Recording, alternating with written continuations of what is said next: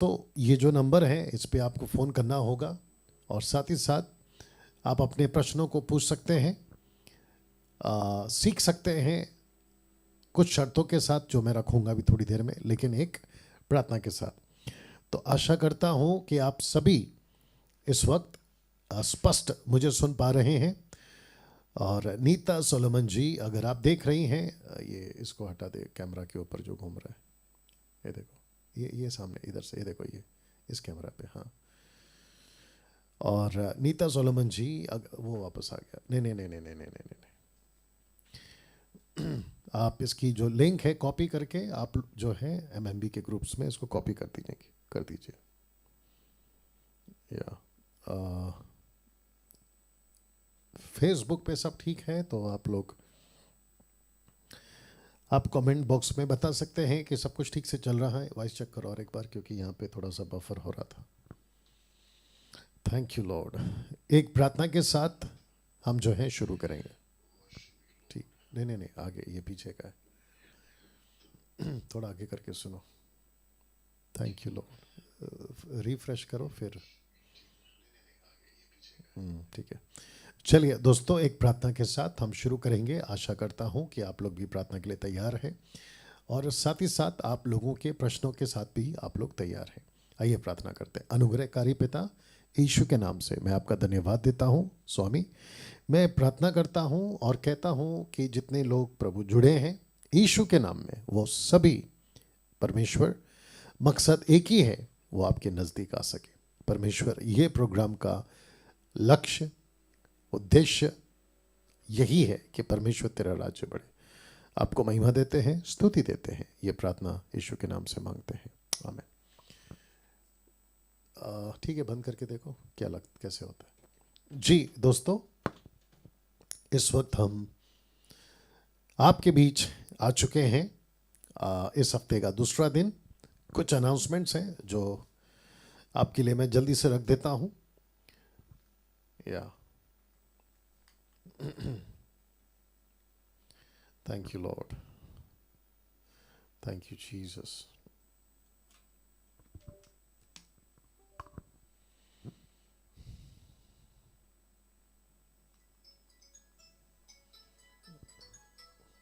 Silent कर दो उसको। Thank you Jesus, worship you Lord.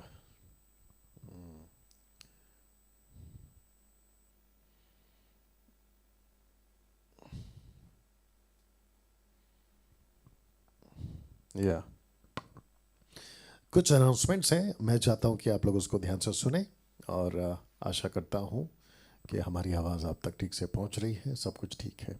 Okay.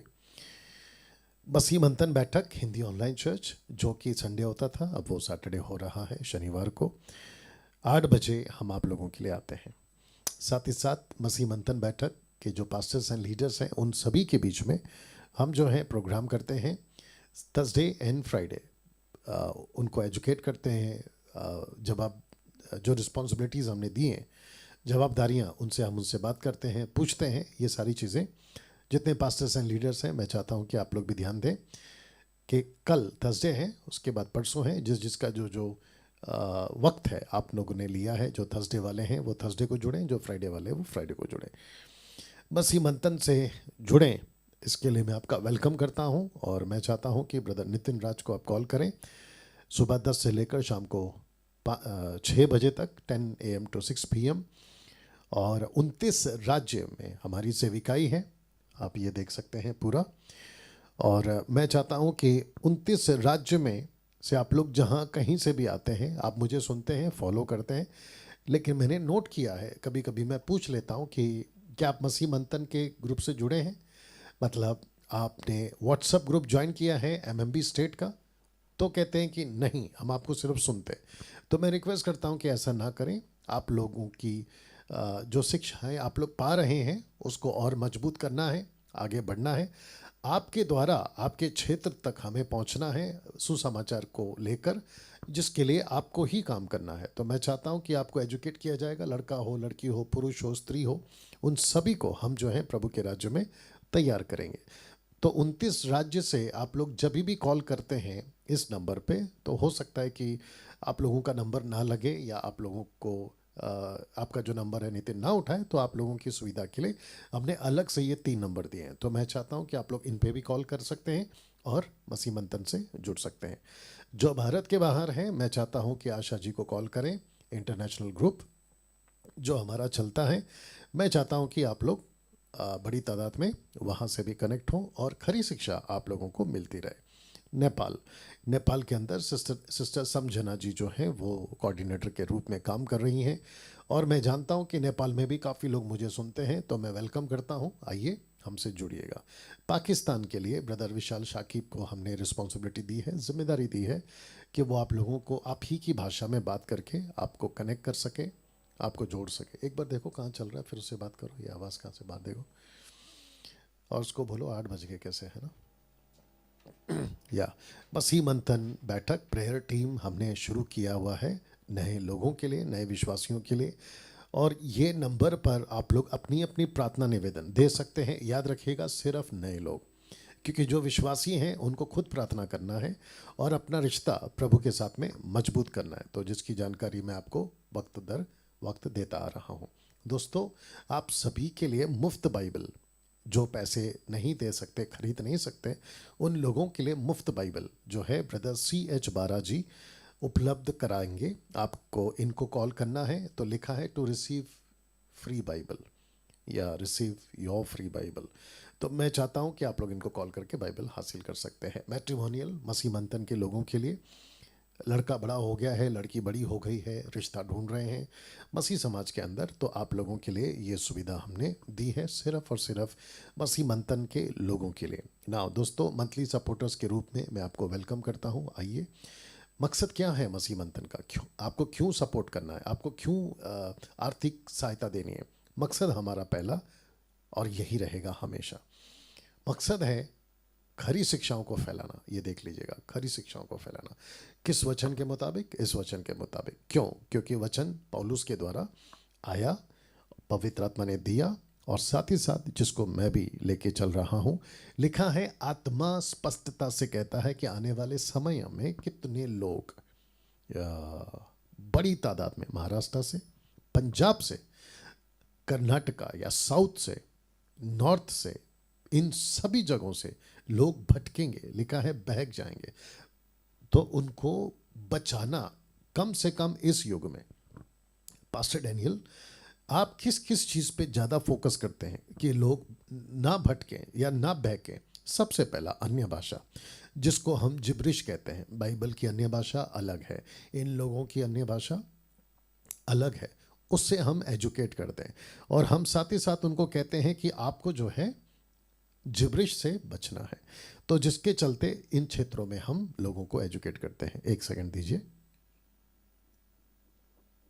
मैं चाहता हूं दूसरा दशमांश।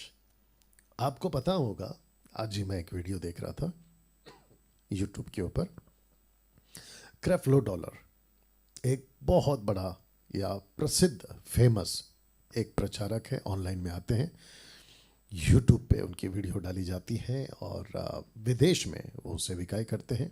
उन्होंने एक बहुत बड़े सब्जेक्ट को क्लैरिफाई किया है उनकी सेविकाएं में, और उन्होंने कहा है कि दशमांश के ऊपर वो कहते हैं कि वो गलत थे। कौन? क्रेफ्लो डॉलर। दशमांश के ऊपर क्रेफ्लो डॉलर गलत थे। वाह। और अभी उन्होंने मन फिराया, रिपेंट किया, और वो कहते हैं कि मैं रिपेंट करता हूँ कि मैंने गलत सिखाया लोगों को, और मेरी जितनी भी किताबें हैं ताइथ के ऊपर, उसको सबको जला दो। और ऐसे ही बैनीहीन ने प्रॉस्पेरिटी गॉस्पल के ऊपर भी मन फिराया था, रिपेंट किया था, और उन्हें भी ये स्टेटमेंट दिया था। और मैं जानता हूँ कि बहुत जल्दी परमेश्वर कुछ लोगों को, मैं तो चाहता हूँ कि सब बदले, लेकिन कुछ लोगों को जो बड़ी बड़ी सेविकाएं करते हैं अन्य भाषा पर भी उनको बदलेगा। या और मैं चाहता हूं कि सारे मसीह मंथन के लोग प्रार्थना करें, खास करके इस क्षेत्र में, कि प्रभु उन लोगों को आप बदलें, आप उन लोगों को बदलें और वो सत्य को जाने। और लिखा है सत्य को जानोगे, सत्य तुम्हें आज़ाद करेगा। किसका था वो, क्या बोला, ठीक से बोला उसको, या इन सभी चीज़ों को हम क्लियर करते हैं। बैप्टिज्म, जुडियाज़म, वर्शिप के बारे में, क्योंकि वर्शिप को लेकर, क्योंकि यीशु का नाम जुड़ा है वर्शिप में, पवित्र आत्मा का नाम जुड़ा है, और इनको लगता है कि अरे चलता है ना, हम वर्शिप तो करें। और ख़ास करके यूथ, जवान लोग सब छोड़ दिए हैं, मिनिस्ट्री छोड़ दी, एवेंजलिज्म छोड़ दिया, रीचिंग टू अनरीच पीपल छोड़ दिया, और बस लगे, और उनका जो ज़मीर है ना, कॉन्शियस, उनको बिल्कुल भी एहसास नहीं दिलाता है। क्यों? क्योंकि उनको ऐसा सिखाया गया कि आप वर्शिप के लिए बने। मैं ओपन चैलेंज देता हूँ, डंके की चोट पे कहता हूँ कि बाइबल के अंदर वर्शिप की मिनिस्ट्री है ही नहीं है। खास करके न्यू टेस्टमेंट में नहीं है। वर्शिप का मतलब होता है, अभी मैं जो बात कर रहा हूँ ना, ये भी एक आराधना है। It's a act of worship. आप यीशु का वचन का प्रचार करते हैं, वो भी आराधना है, वर्शिप है। लेकिन किसने कहा कि आपको पूरी जिंदगी गिटार लेना है, कीबोर्ड लेना है, ड्रम लेना है, उसको पीटते रहना है और खुद को वर्शिप लीडर घोषित करना है?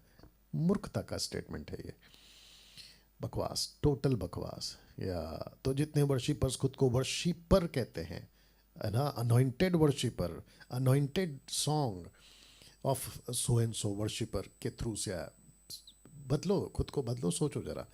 तो इन सभी चीज़ों पे हम एजुकेट करते हैं, सिखाते हैं कि बाहर निकलो, नहीं तो यीशु साफ कहेगा मत्ती 7:21-22-23 के अनुसार, मैं नहीं जानता तुम कौन हो। दारू पी के नरक जाओगे, समझ आता है। ड्रग्स पी के नरक जाओगे, समझ आता है। कत्ल करके नरक जाओगे, समझ आता है। बाइबल पकड़ के, विश्वासी बन के, उद्धार पाके तुम नरक जा रहे हो, वो भी इतने नज़दीक आके, और एक गलती की मिनिस्ट्री क्या है उसको नहीं समझे, नरक जा रहे हो। कितना बड़ा दुख होगा बताइए।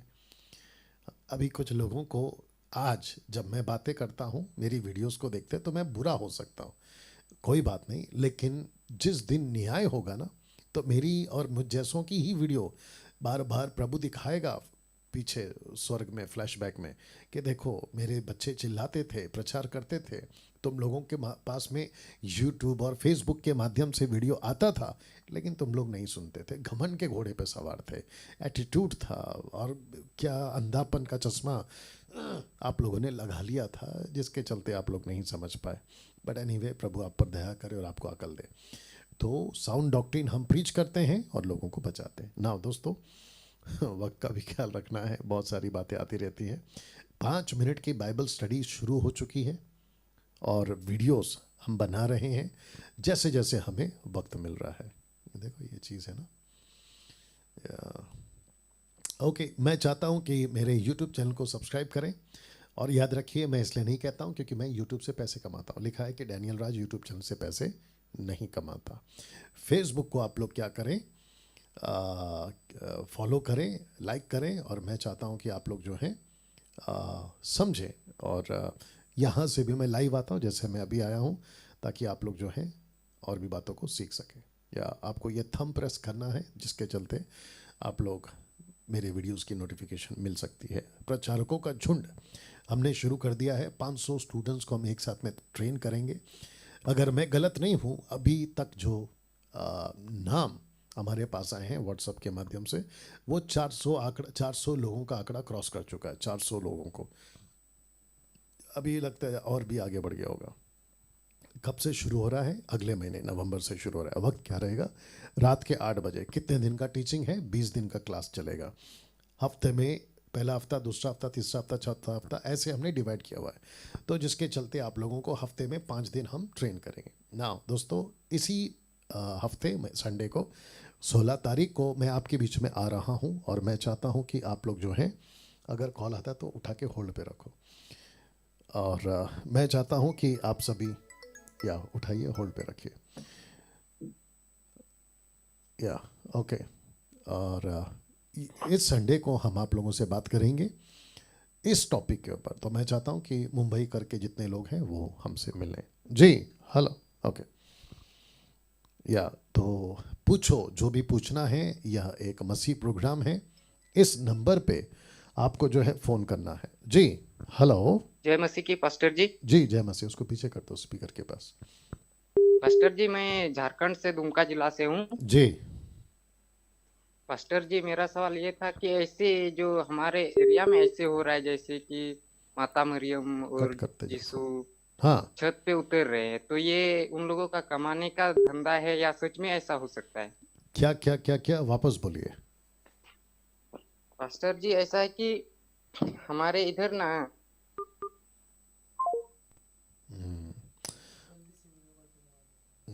इसको हटा दे, ये बॉटल को हटा दे, ऊपर रख दे, इधर तो फिर रख दे। या ना दोस्तों, भाई साहब का जो फ़ोन है वो कट चुका है और आई थिंक वापस आ गया है। जी। हेलो।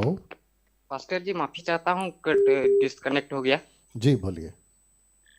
ऐसा है कि हमारे इधर में जोसेफ का और माता मरियम का मूर्ति जो है ना, जी। छत पे उतर रही है कि ऐसा ऐसा माता मरियम आज रात में आई थी। तो ये क्या है, ऐसे हो सकता है क्या?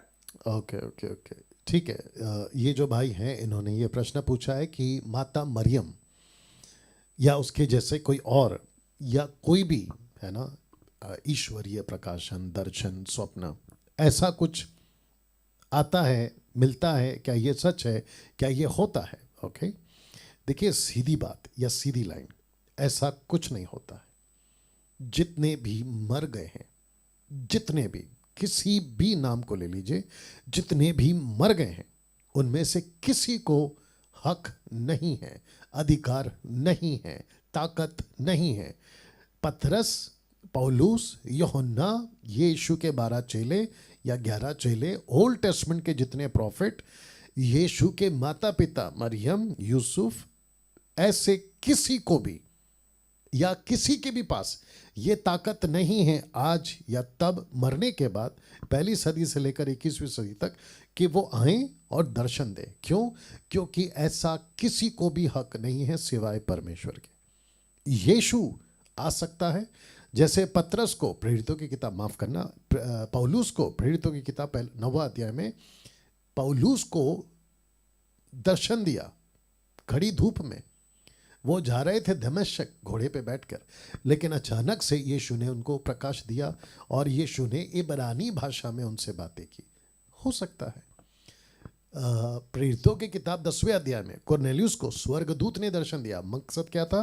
कि आपको पतरस को बुलाना है और वचन को सुनना है। इन सभी को जितनी घटनाएं हैं वो सारे के सारे मकसद है सुसमाचार का।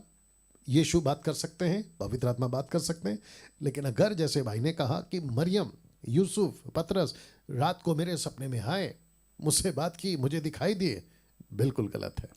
देखिए लगे हाथ ये भी कह देता हूं कि जितने मसीह लोग हैं, किसी भी धर्म डिनोमिनेशन से, माफ़ करें, किसी भी पंथ से, है ना, बैकग्राउंड से, कोई भी हो, कैथलिक वाले, मेथोडिस्ट वाले, सीएनआई वाले, पेंटिकोस्टल, कैरिस्मेटिक, लूथरन, ब्रदरन, जो भी है, उन सभी को कहना चाहता हूं, बाइबल के बाहर परमेश्वर कभी बात नहीं करता, नंबर 1। नंबर 2, ना ही आपको कभी जाकर कहीं चुपके से बैठना है 1-1 घंटा, आधा घंटा। मैंने बीच में कहीं पे सुना था क्वाइट टाइम, साइलेंट टाइम, और या तो फिर ऐसा कुछ कहते हैं कि 1 घंटा आपको प्रभु के साथ बैठना है और फिर आपको कुछ आवाज आएगी, आपको प्रभु से कुछ सुनना है। ए भाई,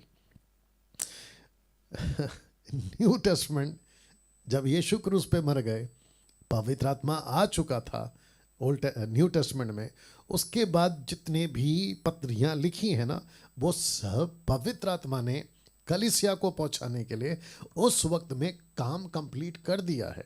अब परमेश्वर वचन के बाहर, स्क्रिप्चर के बाहर, मैं नहीं कहता कि वो नहीं कर सकता, कर सकता है। मैं परमेश्वर को किसी बक्से में सीमित नहीं कर रहा हूं, लेकिन परमेश्वर खुद क्यों अपने वचन के बाहर जाकर अपने आप को कॉन्ट्रडिक्ट करेगा?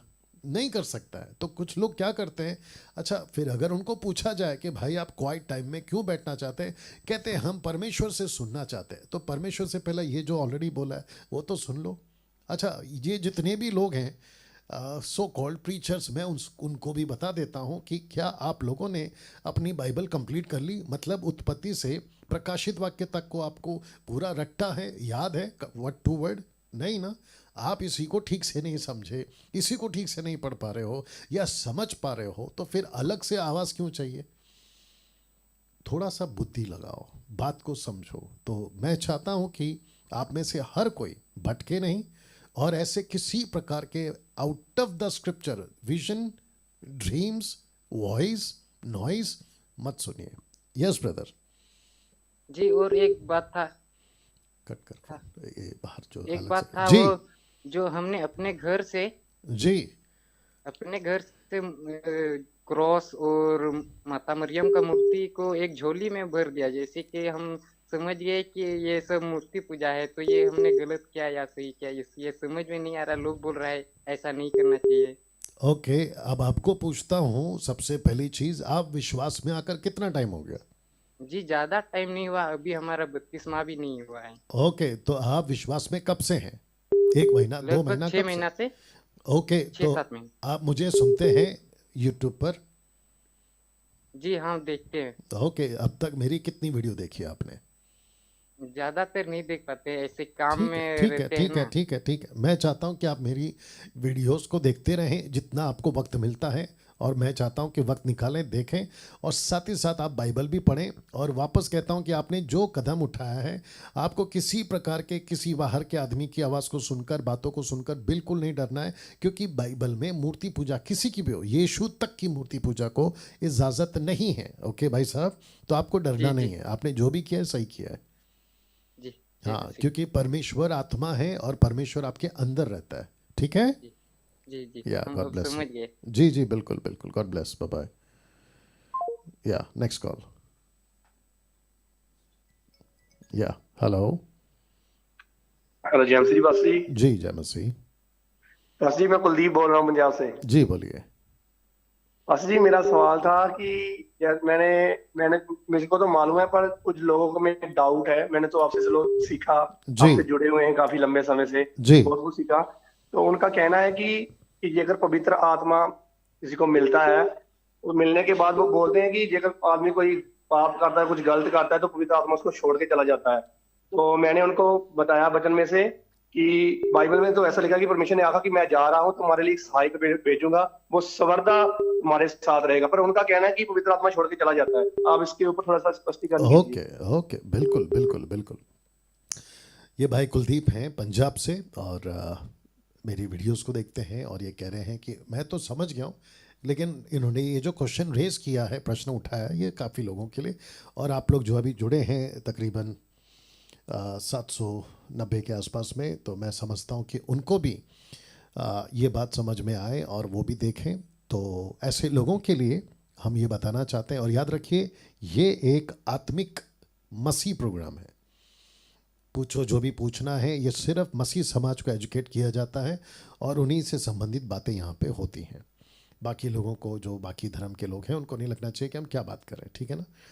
ना आते हैं कुलदीप के प्रश्न पे, उसका जवाब दे देते हैं। पवित्र आत्मा को ना बुझाओ, पौलुस ऐसा कहते हैं पहला थिस्सलुनीके के पत्री में 5वें अध्याय में। वो ये नहीं कहते कि पवित्र आत्मा चला जाता है, नहीं जाता। वो तब तक नहीं जाता जब तक आप पूरी तरह से ऐसे व्यवहार नहीं करने लगते, संसारिक नहीं हो जाते। तब तक आप गलती करते हैं, पवित्र आत्मा रहता है। बस ये फर्क रहता है कि वो आपके द्वारा जो हरकत हुई है उसको लेकर वो दुखी होता है। यीशु दुखी होता है, पवित्र आत्मा दुखी होता है, पिता दुखी होता है। लेकिन आपको जो अंदर से आवाज़ आती रहती है ना, मैं गलत कर रहा हूँ, मैं गलत कर रहा हूँ, ये एहसास दिलाता कौन है? वही पवित्र आत्मा। अगर वो छोड़कर चला गया है तो आप तो जानवर से भी बदतर हो जाओगे। तो पवित्र आत्मा जाता नहीं है, लेकिन दुखी हो जाता है। आप दुखी कर सकते हैं उसको अपनी हरकतों से, लेकिन वो जाता नहीं है। वो आपके साथ रहता है, तब तक रहता है जब तक आपकी पूरी सीमा आप लांग नहीं जाते और ऐसी है ना गलती नहीं कर जाते, टोटल अविश्वासी वाली, तब तक वो रहता है, ताकि आपको एहसास दिलाता रहे। तो कुलदीप जी, पवित्र आत्मा नहीं जाता, लेकिन वो एहसास एक और दिलाता सवाल छोटा सा। है। जी अच्छा जी, हम उत्पत्ति को जब हम पढ़ते हैं, मैं किसी पास्टर के साथ मेरा जैसे बैठे थे, उनसे बातें की, तो उन्होंने कुछ ऐसी बातें की कि जो बाइबल से बाहर लगी मेरे को। मैं चाहता हूँ उन्होंने लोगों में भी वही प्रचार किया। मैं चाहता हूँ आज के लोगों को उस चीज के बारे में पता होना चाहिए। उन्होंने कहा कि जो आदम और हवा ने अदन की वाटिका में पाप किया, उनका कहना यह है कि उन्होंने लूसीफर के साथ, जो हवा थी, उसने लूसीफर के साथ शारीरिक संबंध बनाए, जिसके कारण उस जब लिखा गया कि कायन उस दुष्ट से था। कहने का मतलब उनका कि कायन उस पाप की वजह से उसने हवा ने उसके साथ रिलेशन किया, लूसीफर के साथ उस सांप के साथ रिलेशन किया। उसके बाद वो जो पैदा लड़का हुआ वो दुष्ट से पैदा हुआ लड़का, इसलिए वो एक वचन को उठाते जहाँ पे लिखा हुआ कि कायन उस दुष्ट से था, उन्होंने उस वचन को लेकर ये बना दिया, कंक्रीट बना दिया कि जो कायन था वो उस दुष्ट से था, कि हवा ने उस दुष्ट के साथ रिलेशन किया, उसके बाद जो बच्चा पैदा हुआ वो उसी का बच्चा था। तो ओके। इसके ऊपर थोड़ा स्पष्टीकरण कीजिए। ओके, बिल्कुल करेंगे। और मैं इसको पहले बता भी चुका हूँ, जब हम पहले प्रोग्राम करते थे तब हम बता चुके हैं। वहाँ पे मार सकते हो आप, वहाँ पे मार सकते हो, बता चुके हैं, क्लैरिफिकेशन दे चुका हूँ और अभी वापस दे देता हूँ। सबसे पहली चीज़, जो भी pastor, Bible teacher, so called अपने आप को मैन ऑफ गॉड कहता है, अगर वो ऐसा स्टेटमेंट देता है कि जैसे अभी भाई ने कहा कि हव्वा ने लूसीफर यानी सांप से शारीरिक संबंध किया और उससे जो बच्चा पैदा हुआ वो कैन था, टोटल बकवास है, टोटल नॉन बिब्लिकल स्टेटमेंट है, मूर्खता तो नहीं कहूंगा, महामूर्खता का स्टेटमेंट है। तो ऐसे किसी भी बात को हम नहीं सुनते ना मानते। जब कोई स्क्रिप्चर आप पढ़ते हैं कि वो दुष्ट से था, तो इसका मतलब ये नहीं है कि वो दुष्ट से पैदा हुआ। तो मैं उन लोगों को पूछना चाहूंगा, क्या वहां स्पष्ट लिखा है कि हव्वा ने सांप से संबंध बनाया? ऐसा स्पष्ट लिखा है? नहीं लिखा है। तो जो चीज नहीं लिखा है उसको बाहर से जाके लॉजिक लगा के ये कहना कि देखो ऐसा हुआ। आपको एक एग्जाम्पल दे के समझाता हूं। उत्पत्ति के 6वें अध्याय में दानव रहते थे और फिर वहां स्पष्ट लिखा है, बहुत ध्यान से सुनिए, स्पष्ट लिखा है कि परमेश्वर के पुत्रों ने, जिसको कहते फॉलन एंजल्स, जिसके ऊपर मैं प्रचार कर चुका हूं, who are the sons of God and daughters of man, इसके ऊपर प्रचार कर चुका हूं। वहां स्पष्ट लिखा है कि परमेश्वर के पुत्रों ने मनुष्यों की पुत्रियों के साथ शादी की, शारीरिक संबंध किया, स्पष्ट लिखा है। क्या ऐसा स्पष्ट कहीं लिखा है कि हव्वा ने सांप के साथ शारीरिक संबंध किया? ऐसा स्पष्ट लिखा है, नंबर 1। नंबर 2, जो परमेश्वर के पुत्रों ने मनुष्यों की पुत्रियों के साथ जब शादी किया, संबंध बनाया, उससे जो बच्चे पैदा हुए, नेफिलियंस, दानव पैदा हुए, तो खेन दानव था क्या? मूर्खता है ना, या? और जो हम हैं, अगर हव्वा ने दानव पैदा किए तो फिर आप और हम इंसान कैसे हैं? दिमाग लगाओ। तो जो पास्टर ऐसा बोलता है, मैं उसको भी पूछना चाहता हूं, क्या तुम दानव हो? यस कुलदीप, आई होप आपको आंसर मिल गया। जी जी मास्टर जी, मैंने भी उनको यही बात कही कि बाइबल ने ये चीज लिखी नहीं तो आप कैसे प्रचार कर रहे हो उस चीज का। तो पास्टर जी एक छोटा सा सवाल और है जी। जैसे वो लोग कहते हैं कि एक एक एक एक पास्टर है, जैसे मैं बोलता हूँ, एक पास्टर है, पास्टर के पास बहुत सारी कलीसिया है, कम से कम 5 लाख 6 लाख कलीसिया है उसके पास जी। तो जेकर वो पास्टर गलत हो जाए, वो व्यभिचार भी करे, पाप भी करे और कुछ गलत काम भी करने लग जाए जो परमेश्वर की नजर में गलत है, क्या जो उसकी चर्च में जो मराइकल होते हैं, जो उसकी चर्च में जो चमत्कार होते हैं, क्या उसकी चर्च में जो खुदा परमेश्वर यीशु नासरी काम करता है वो काम करना बंद कर देगा? ओके, इसका भी जवाब आपको दे देते हैं। देखिए, परमेश्वर अपना दान देता है और फिर वो दान दे देता है, और वो सेवक अगर बिगड़ जाता है, जैसे मूसा को बुलाया और मूसा को कहा कि तेरी लाठी में सामर्थ है, अब उसको कहा कि चट्टान से बात कर, लकड़ी नहीं मानना पिछली तरह, लेकिन इसने फिर वापस वही गलती जो परमेश्वर ने कहा था नहीं करना, इसने कर दी, यानी कि लकड़ी मारी, जबकि उसको चट्टान से बात करना था। लेकिन क्योंकि लकड़ी में परमेश्वर ने सामर्थ्य दे दी थी, वैसे ही परमेश्वर ने अपने सेवकों को सामर्थ्य दे दी है, अधिकार दे दिया है, पवित्र आत्मा ने दान दे दिया है। ऑफ कोर्स परमेश्वर ही काम करता है। अब प्रश्न उठता है कि जब मूसा गलत था तो परमेश्वर ने चमत्कार क्यों किया? चमत्कार इसलिए नहीं किया क्योंकि मूसा की वजह से, चमत्कार इसलिए किया परमेश्वर ने ताकि जो 6 लाख लोग हैं वो प्यासे ना मर जाए। तो चर्च के अंदर पास्टर गलत होकर, विश्वासघाती होकर, परमेश्वर के साथ में रिश्ता तोड़कर अपना जीवन जी सकता है, लेकिन जो चर्च में लोग आते हैं उनको परमेश्वर दया करता है। इस मजबूरी है, इस आदमी के वजह से उनको देना है, तो ये ऐसा है, लेकिन उसका न्याय परमेश्वर जरूर करेगा उस सेवक का। और रेफरेंस क्या है? मत्ती 7 का 21 और 22 और 23, जहाँ पे लिखा है कि मैंने भविष्यवाणी की, दुष्टात्मा निकाले, आश्चर्य कर्म किए, लेकिन प्रभु कहता है मैं तुमको नहीं पहचानता। इसलिए नहीं पहचानता हूँ क्योंकि तुमने मेरा नाम लिया है, मेरे नाम से चमत्कार किए, लेकिन तेरा रिश्ता मेरे साथ ठीक नहीं था। और वैसे ही प्रेरितों की किताब 19वें अध्याय में वचन 11 से आगे अगर आपने पढ़ा होगा कि यीशु के नाम से चमत्कार यहूदी भी करते थे। सिकवा नाम के कुछ बच्चों ने भी वही कोशिश किया था, झाड़ा फूकी करने वाले भी करते थे जैसा पौलुस करता था। तो चमत्कार यीशु के नाम से होते हैं, यीशु करता है, लेकिन वो व्यक्ति कैसा है वो उसका अलग न्याय प्रभु करेगा। Yes brother.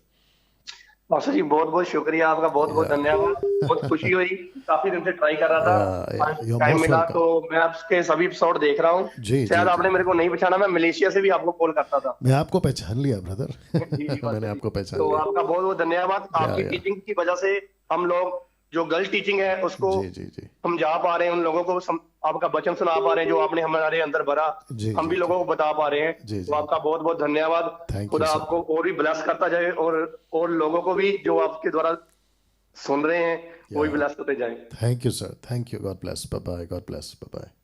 जी हेलो। जय मसीह सर। या जय मसीह। बहुत बहुत शुक्रिया।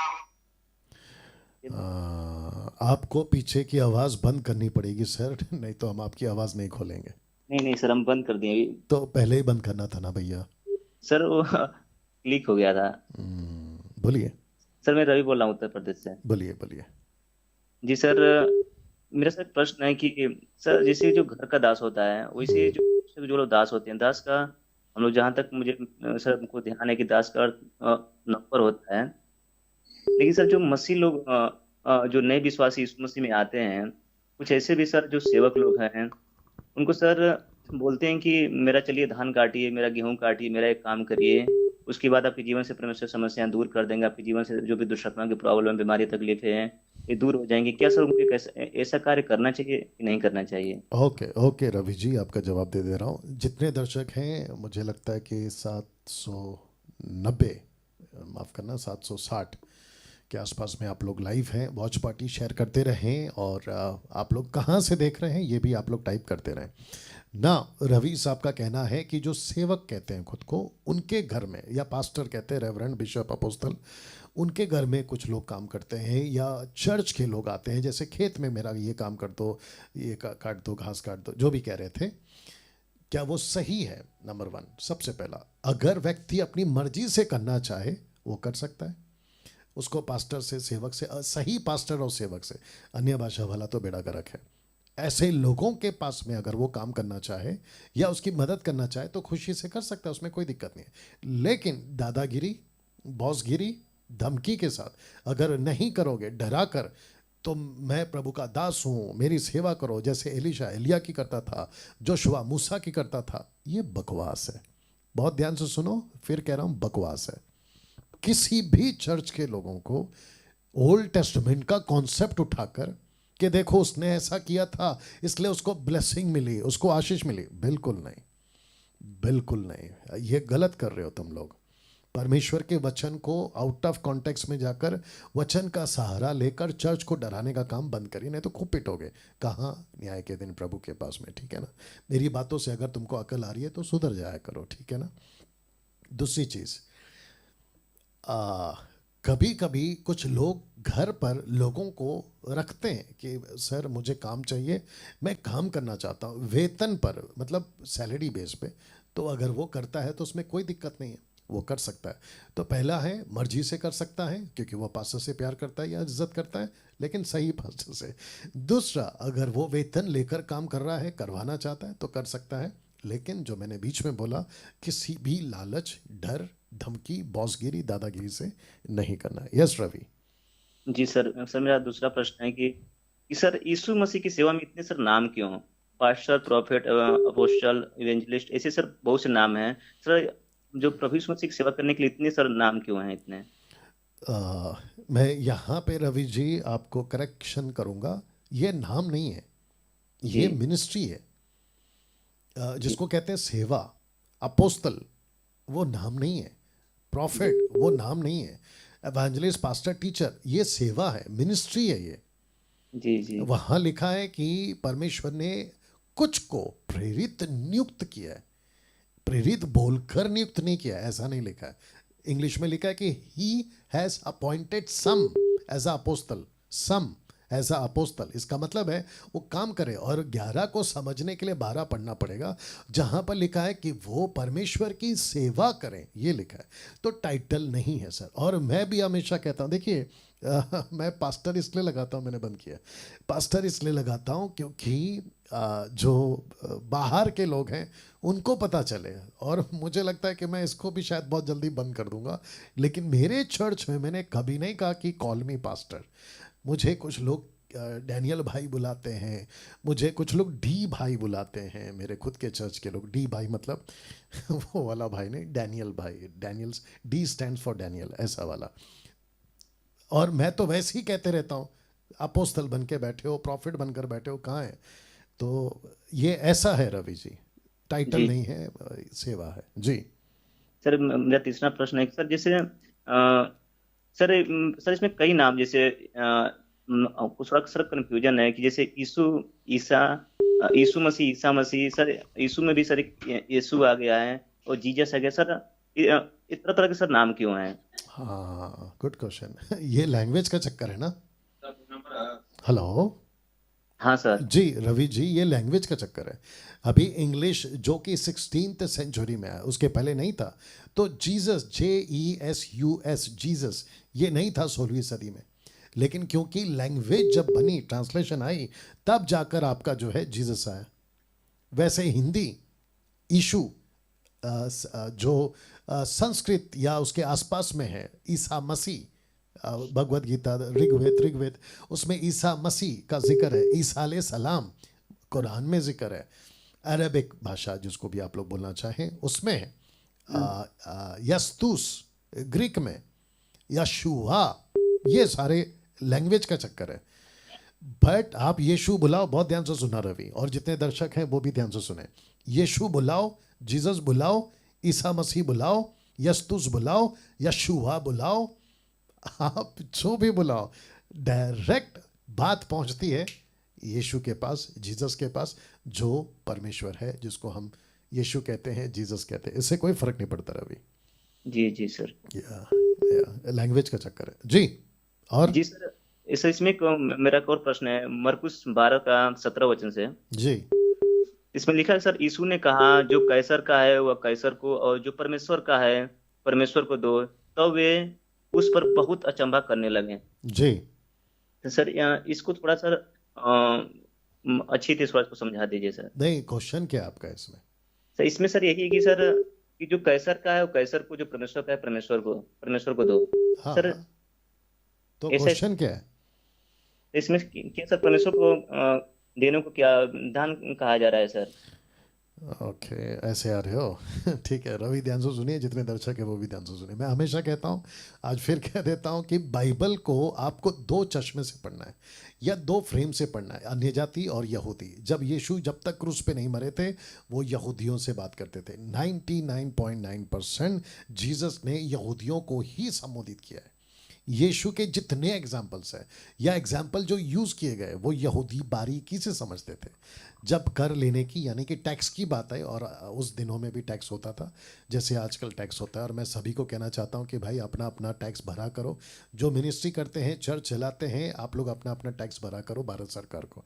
ओके, अपार्ट फ्रॉम दिस, यीशु ने कहा जो कैसर का है वो कैसर को दो, क्योंकि कैसर उस वक्त में रूलर था, राज्य कर रहा था, तो उसको दो। इसका मतलब है जो उसका उसको दो। जो परमेश्वर का है, तो परमेश्वर का क्या है? उन दिनों में मंदिर था, या लोग मंदिर जाते थे। तभी भी यीशु जब तक क्रूस पे नहीं मरा, लोग मंदिर जाते थे, यहूदी मंदिर जाते थे। तो यीशु ने यहूदियों से कहा कि तुम, और मत्ती 23:23, रवि आपने कभी पढ़ा है मत्ती 23:23? जी। हाँ, मत वहां पे क्या लिखा है? मत्ती 23:23 में लिखा है कि तुम हर एक का दशमांश देते हो। तो ये किसको लिखा? अन्य जाति को नहीं, यहूदियों को लिखा। क्योंकि यहूदी तब तक भी दशमांश चढ़ाते थे। किसका? राई का, पुदीने का, इसका, उसका, जानवर का, अनाज का, इसका करते थे। तो यीशु कहता है कि ये तुम करते हो, लेकिन न्याय कहाँ है? दया कहाँ है? क्षमा कहाँ है? आपस में प्रेम कहाँ है? भाईचारा कहाँ है? ये एग्जाम्पल जीसस ने लिया, बट किसके लिए? यहूदियों के लिए। तो जो परमेश्वर का है वो परमेश्वर को दो। अब अधूरे ज्ञान के सेवक, अंधे अगुवे, जो बाइबल को ठीक से नहीं समझते, उसको उठाकर ये कह सकते कि देखो जो टैक्स का है भारत सरकार का, मोदी जी का, आप वहां पे भी टैक्स देना है, लेकिन जब तुम संडे संडे चर्च आते हो तो जो चर्च का टैक्स है वो भी लेकर आओ। हद है साहब, ऐसा कुछ नहीं होता। यस रवि। बस सर यही सब बातें सर मैं चर्च में सुना था, तो बस ये इस वचन में सर यही बस आपसे प्रश्न था कि सर ऐसा लोग या क्यों करते हैं? या लेकिन वो आउट ऑफ कॉन्टेक्स्ट हो गया, वो गलत तरीका है वो।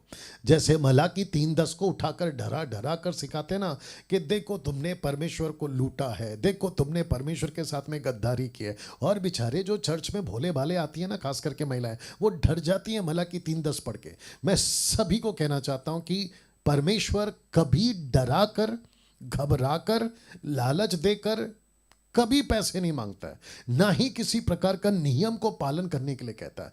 यीशु परमेश्वर है, पिता परमेश्वर है, पवित्र आत्मा परमेश्वर है। वो हमेशा कहता है। यीशु ने क्या कहा प्रकाशित वाक्य 3:20 में? उसने कहा कि मैं दरवाजे पे खड़ा तुम्हारे लिए दरवाजा खटखटा रहा हूं, अगर तुम खोलोगे तो आऊंगा।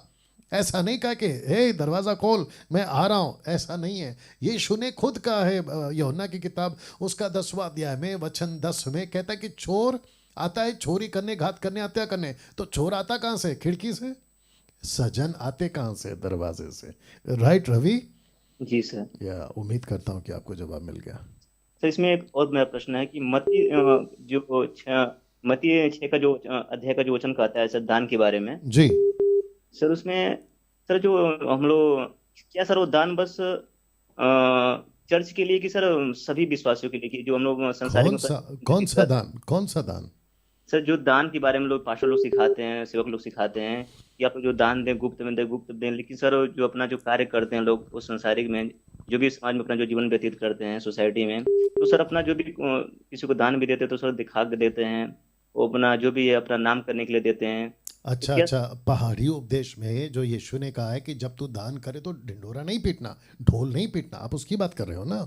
इन्हें सर मत्ती जो 6 का जो एक वचन लगभग है, इसमें बताया जा रहा है कि परंतु जब तू दान करे तो तेरा दाहिना हाथ करता है वह तेरा बायां हाथ न जानने पाए। हाँ, मैं वही कह रहा हूँ ना। तो जो जान किसको करता है? परमेश्वर को करता है कि व्यक्ति को करता है? सर वो जो लोग सिखाते हैं कि बस जो परमेश्वर को, जो कलीसिया जो लोग सिखाते हैं कि नहीं आप नहीं नहीं नहीं, वो व्यक्ति का दान है ना भैया। आप एक दूसरे की मदद कर रहे हो। वहां यानी पर जो, ये लिखा है आप किसी की मदद कर रहे हो, आप किसी को हेल्प कर रहे हो। तो जब आप हेल्प कर रहे हो तो आप ढिंडोरा क्यों पीट रहे हो कि मैंने राकेश को इतना दिया, मुकेश को इतना दिया? वो क्यों कह रहे हो? ऐसा है वो। तो वही सर लोग जैसे सेवक लोग सिखाते हैं कि आप जो यहाँ पर चर्च में आए तो आपका दान गुप्त में होना चाहिए, लेकिन जो सर वो लोग बाहर जो कार्य करते हैं, दूसरे को जो दान करते हैं लोग, दिखावा वाला काम करते हैं, क्या सर उन लोग करना उचित है कि नहीं उचित है? अरे नहीं सर क्या ज़रूरत है? आप चुपचाप अपना काम करो। हाँ, अगर आप एक एनजीओ चला रहे हो, एनजीओ समझते हो रवि जी? जी जी सर। हाँ, आप जो एनजीओ चला रहे हो, क्योंकि वहाँ पर आपको सरकार ने आपको, जैसे हमने मसीह मंथन का एनजीओ खोल के रखा हुआ है जहाँ पे हम लोगों की मदद करते हैं। लेकिन मैंने क्या किया, जो भारत सरकार को, यानी कि जो इनकम टैक्स को जो हमें दिखाना होता है वो हम वहाँ दिखाते हैं। लेकिन आपने मेरा कभी एक भी वीडियो देखा है कि हमने किसी को पैकेट दिया, उसके साथ फ़ोटो खींचा और वो फैमिली को बोला कि देखो हम ये 2000 का पैकेट का राशन दे रहे हैं, आपका फ़ोटो हम फेसबुक और यूट्यूब पे डालेंगे? मैंने कभी नहीं किया और ना ही मैं कभी करूँगा तो इसका है, ये ऐसा एंगल है सर, वो नहीं करना है। आप एनजीओ खोलो, आप दूसरों की मदद करो, अनाथ आश्रम में जाकर आप मदद करो, और आपका जो इनर सर्कल है वहाँ पे करो। लेकिन जो व्यक्तिगत दान करता है, किसी को मदद करता है, तो वो तो उसके ऊपर है कि भाई मैं किसी को नहीं बताऊंगा और मेरा जो दान है वो गुप्त में रहेगा। ये कर सकते हैं सर। जी जी सर। हाँ, लेकिन इसको उठा करके देखो दान तो देना पड़ेगा, आपको चर्च में लाके देना पड़ेगा, उसके ऊपर कोई ज़बरदस्ती किसी के साथ नहीं करना चाहिए। जी जी। या ओके जी सर, ठीक है सर, ओके जी। Sir. Okay okay, thank you, God bless. Okay, yeah next call. Hello. Hello. जी भाई साहब। प्रेज लॉर्ड पास्टर जी। जी भैया। मेरा एक प्रश्न था। जी क्या मसीह में आके जो भी हम लोग मसीह में आज है, जी। बार बार बीमार पड़ने की क्या वजह हो सकती है कि हम मसीह से बाहर गए? बार बार बीमार पड़ते हैं आप? हाँ, बार बार अगर बीमार पड़ते हैं तो कुछ जो मसीह में जो अच्छे खासे लीडर है वो भी बोलते हैं कि बार बार बीमार पड़ने से इंसान मसीह से दूर हो जाता है। ओके ओके, देखिए सबसे पहली चीज़ तो मसीह लोग कभी बीमार नहीं होंगे, ऐसा स्टेटमेंट जो भी देता है उसको बाइबल ठीक से पढ़नी चाहिए। पौलुस ने प्रार्थना की कि मेरे शरीर में कांटा छुपाया गया। तिमोथी को कहता है कि तेरा पेट दुखता है। आई थिंक पहला तिमोथी 4:20 अगर मैं गलत नहीं हूँ, पौलुस ने किसी को वहाँ बीमार छोड़ दिया कि भाई नहीं आ सकता, तुम अपना देख लो बीमार छोड़ कर आ गया, ऐसा भी लिखा है। तो सबसे पहली चीज़, मसीह लोग कभी बीमार नहीं होंगे, इसका कोई स्क्रिप्चर हमारे पास नहीं है। बीमारी आएगी, हार्ट का प्रॉब्लम, किडनी का problem, blood pressure, sugar, diabetes जिसको कहते हैं, ज़ुकाम होना, खांसी होना, सर दुखना, XYZ। दूसरा, याकूब की किताब उसका पहला अध्याय वचन 14, 15, 16 से तक पढ़ोगे तो लिखा है कि पाप अभिलाषा होकर, गर्भवती होकर, लालसाएं पाप को जनती हैं, और पाप जब बढ़ जाता है तो मृत्यु को लाता है। पहला कुरिन्थियों 11 अध्याय वचन 28, 29, 30, 31। पौलुस कहता है कि अगर तुमने खुद को जांचा होता तो तुम आज रोगी नहीं होते, जांचा होता तो तुम मरते नहीं, निर्बल नहीं होते। तो ये है यशाया 59:1, अगर मैं गलत नहीं हूँ, वहाँ पे लिखा है कि परमेश्वर का हाथ छोटा नहीं हो गया है और ना ही वो बहरा हो गया कि वो तुम्हें सुन ना सके और तुम तक पहुँच ना सके, लेकिन तुम्हारे अधर्मों के कामों के चलते तुम परमेश्वर से दूर हो और ये मुसीबत में हो। तो जो व्यक्ति बार बार बीमार होता है, जैसे भाई ने कहा, तो वो जांचे उसके साथ क्या चल रहा है। वो बीमार इसलिए पड़ रहा है क्योंकि उसके जीवन में कुछ ऐसी बातें हैं, प्रार्थना में नहीं बैठता, प्रार्थना में प्रभु के साथ वक्त नहीं बिताता, वचन पे नहीं चलता। तो यूहन्ना की किताब 15:5 कहता है ना, मेरे बगैर तुम कुछ नहीं कर सकते। तो ये तो वो बात हो गई फिर कि आप परमेश्वर के बगैर कुछ नहीं कर सकते, तो आप दूर हैं, परमेश्वर से फल नहीं ला सकते। कॉन्टेक्स्ट एक्चुअली फल का है, नहीं ला सकते और फल नहीं ला रहे हो। तो मेरा जो 5 मिनट का वीडियो है वो उसी पर है कि जो फल नहीं लाएगा वो जड़ से उखाड़ा जाएगा। तो ये ऐसा है भाई साहब। जी भैया। हाँ, thank you pastor God ji. Bless, God bless, God bless. Okay, yeah bye bye. Okay, hello hello hello, yeah next call, anyway cut करिए। ओके, उम्मीद करता हूँ, या हेलो। जय मसीह की सर। जी जय मसीह। सर मैं पंजाब से बोल रहा हूँ, जसबीर सिंह। जी बोलिए। मैं भी लीडर। जी सर मैं पहले तो सर पंजाब में बहुत शिक्षा में गड़बड़ी चल रही है सर। जी वो सर देख के और सुन के बहुत मन दुखी होता है। तो सर यहाँ पर सर एक चर्चा है सर। हेलो, आपको मैं सुन रहा हूँ सर, आपको बोलते रहना है सर। वहाँ पर एक चर्चा है और वहाँ पर सर बाइबल के बाहर शिक्षा दी जा रही है। जी और वहाँ पर ऐसा लोगों को बेवकूफ़ बनाया जा रहा है और उनको बोलते हैं कि अगर ग्रोसरी का सामान भी वहाँ पर रखते हैं, बोलते हैं ये लेके जाओ, कभी ख़त्म नहीं होगा, यीशु के नाम में रख लो, अपने डब्बे में डाल लो, रसोई के डाल लो, कभी ख़त्म नहीं होगा सर। ऐसा सर मैंने वह लोगों को समझाया पर सर लोग सुन नहीं रहे। ओके, तो आपका क्वेश्चन क्या है सर? सर क्वेश्चन ही सर मेरा मसीह के सर रिलेटेड सर ये बात है कि मतलब लोग सर बुरी शिक्षा पे ज़्यादा चल रहे हैं। Okay okay, understood. ओके ना दोस्तों, अभी आपने भाई को सुना, ये कहते हैं कि खेत का कोई चीज़, अनाज, चावल, गेहूँ, सब्जी, कुछ भी, वो एक व्यक्ति है ना जिसको जेल हो गई थी, राम रहीम, हाँ, जब उसको जेल हुई थी और जब ये चला था ना पंजाब से कि एक बाबा है, लाखों उसके भक्त हैं, तो फिर एक एक करके न्यूज़ में हम सुनते थे कि वो क्या क्या हरकतें करता था। वो लोगों को कहता था कि जो सब्जी उसके क्या कहते हैं, वो जो भी चलाता था आश्रम या जो भी चलाता था अपना दुकान, वो कहता था कि ये मेरे यहाँ से है तो आप इसको खरीदो तो आपको ब्लेसिंग मिलेगी, आशीष मिलेगी। इसी को कहते हैं, अभी जैसे भाई ने कहा कि कुछ लोग ऐसा कर रहे हैं वहाँ पे, मूर्ख हैं वो लोग। पहली बात तो ये भटक गए, ये पेट के सेवक हैं। रोमी किताब उसका 16 का 16 से, ये पेट के सेवक है।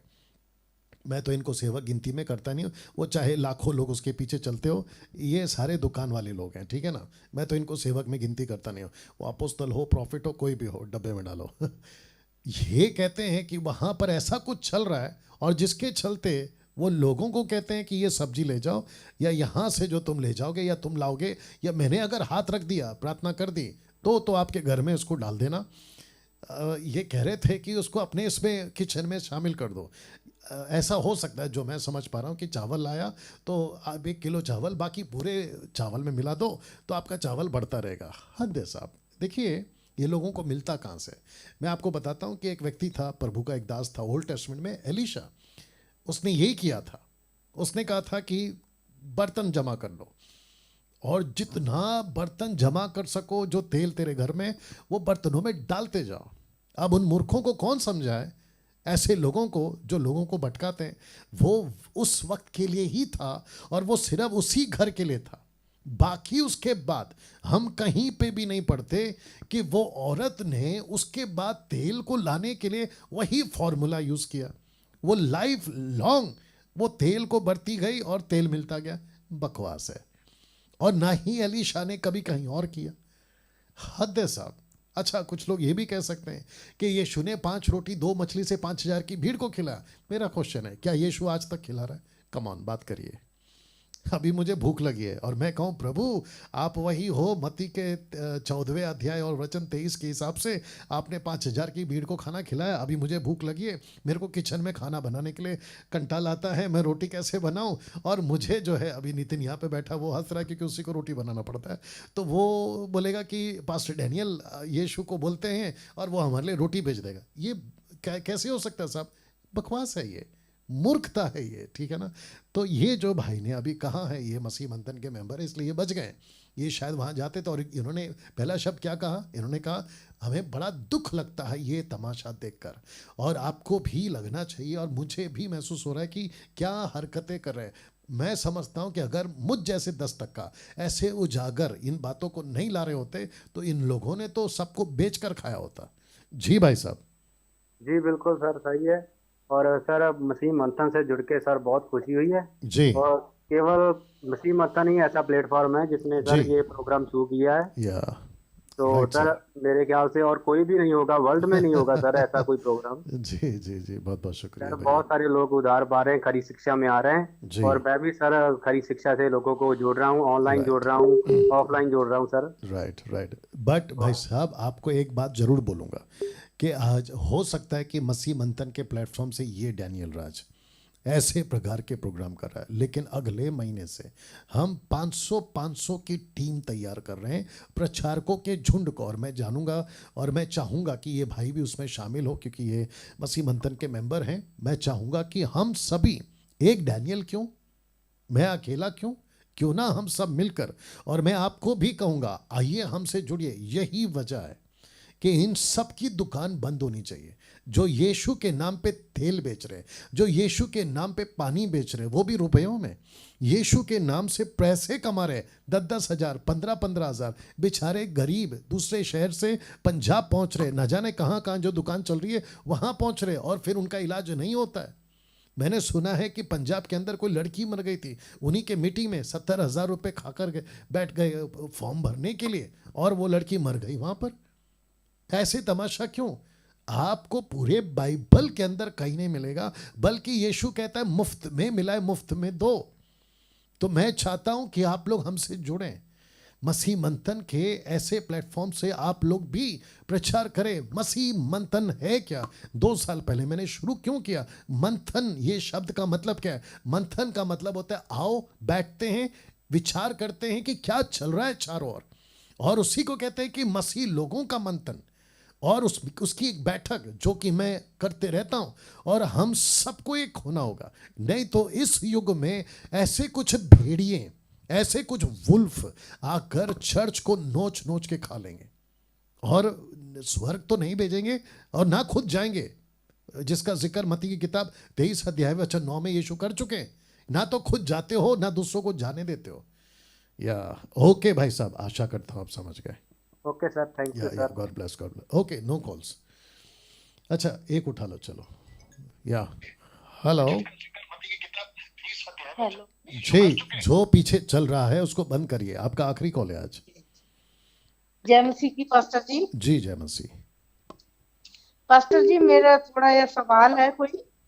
जी पास्टर जी मैं पूछना चाहती हूँ कि मैं ना नरूला मिनिस्ट्री में गई थी, जी ये 2020 की बात है। जी पास्टर जी उन्होंने 25,000 रुपया लिया था हमसे, जी ले हैंड का। जी तो उन्होंने मेरी ननद ले हैंड की, उसकी आंखें नहीं है, अब भी दिख नहीं रहा उसको बिल्कुल भी। जी 12 साल पहले उसकी शादी हुई थी मेरी ननद की, जी तो वो अंधेपन की वजह से उसे छोड़ दिया था उसके ससुराल वालों ने। जी तो अब मैं उसको वहां लेके गई, तो उन्होंने अपने 25,000 रुपया ले हैंड का लिया, और 2 बार ले हैंड की, और उस पे कोई फर्क नहीं पड़ा सर। जी तो एक बपतिस्म करवाया था मैंने अपनी मम्मी का, उसका 12,500 रुपया उन्होंने लिया था। जी तो वो बोले पहले आपको अपना आधार कार्ड वगैरह लगा के रजिस्ट्रेशन करवाना पड़ेगा, फिर बपतिस्म मिलेगा।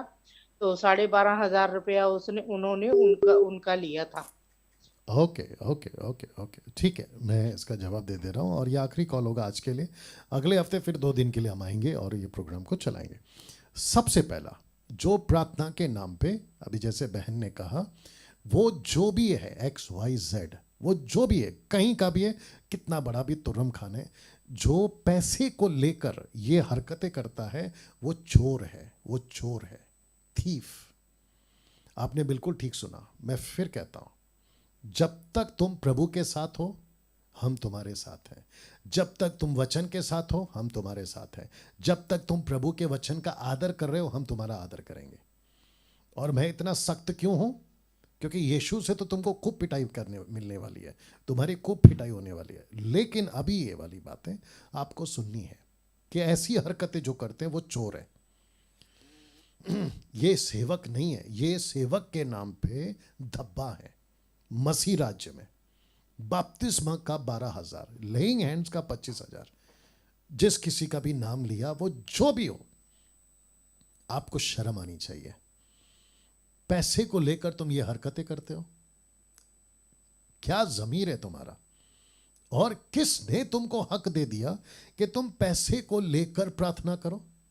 कहां लिखा है बाइबल में? जी, तो मैं उन सभी को कहना चाहता, अभी इनका तो नुकसान हो गया, इनकी जो भी प्रार्थना करी थी वो तो ठीक नहीं हुआ, और अगर ठीक हो भी जाती तो भी मैं कहूंगा पैसे से क्यों, पैसे से क्यों? परमेश्वर दया करता है, परमेश्वर लोगों को चंगा करता है, तब भी करता है, आज भी करेगा और आगे भी करता रहेगा, लेकिन पैसे से क्यों? या तो ये बिल्कुल गलत है, ये नहीं होना चाहिए। मैं इस बहन को यही कहूंगा, अब जो हो गया हो गया, लेकिन आपकी वजह से दूसरों को तैयार करो, एजुकेट करो। Okay sister? हाँ जी। या हाँ जी ओके पास्टर जी, एक और बात है। जी पास्टर जी इन्होंने मतलब कि भी पहले मैंने कहा इनको जाके भी मेरी ननद तो ठीक नहीं हुई, 1 साल हो गया उसको। 2020 में 8 मार्च को मैंने करवाया था, दूसरा 15 मार्च को, उसके बाद लॉकडाउन हो गया था। जी 1 साल बाद मैं फिर गई जलंधर। जी तो उन्होंने मेरे को बोला कि उनका विश्वास नहीं है, उनका विश्वास कम है। तो एक सेकंड तो ये फिर पैसे लेते वक्त बोलना था, ओके अगर विश्वास ठीक नहीं है तो 25,000 वापस करो, सर वो 25,000 वापस करो। आपका विश्वास, उनका विश्वास ठीक नहीं था ना, तो मतलब काम नहीं हुआ।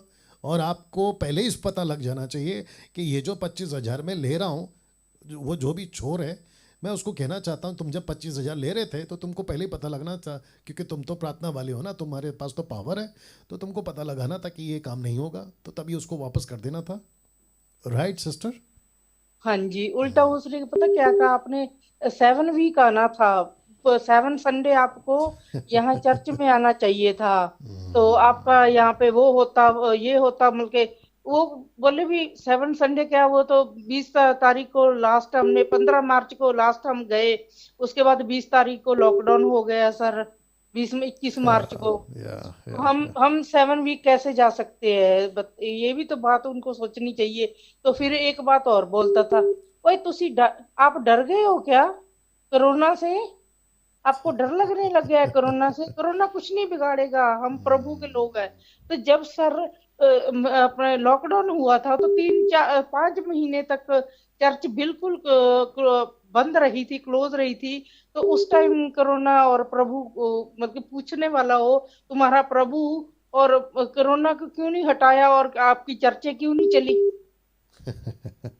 इसलिए कहा ना सिस्टर कि ये लोग चोर लोग हैं, ये डाकू लोग हैं, ये यीशु मसीह के नाम से चुपके से घुस गए हैं मसीह के देह में और ऐसी हरकतें कर रहे हैं, है ना।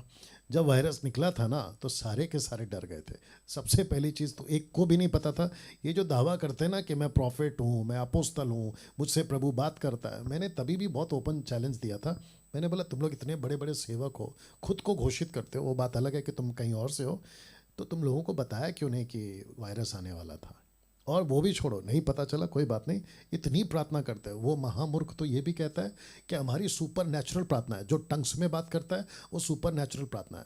वायरस अभी तक है भाई, तुम्हारे सुपर नेचुरल पावर से तुमने पूरे पंजाब या जो भी जहाँ से भी तुम लोग आते हो, वो वहाँ के शहर से वायरस को हटा क्यों नहीं दिया आपने सो कॉल्ड सुपर नेचुरल प्रार्थना से? नहीं हटा पाओगे, बकवास है ये। जी सिस्टर, चलिए, बड़ा अच्छा लगा आपसे बात करके। सर बट एक मैं मिनट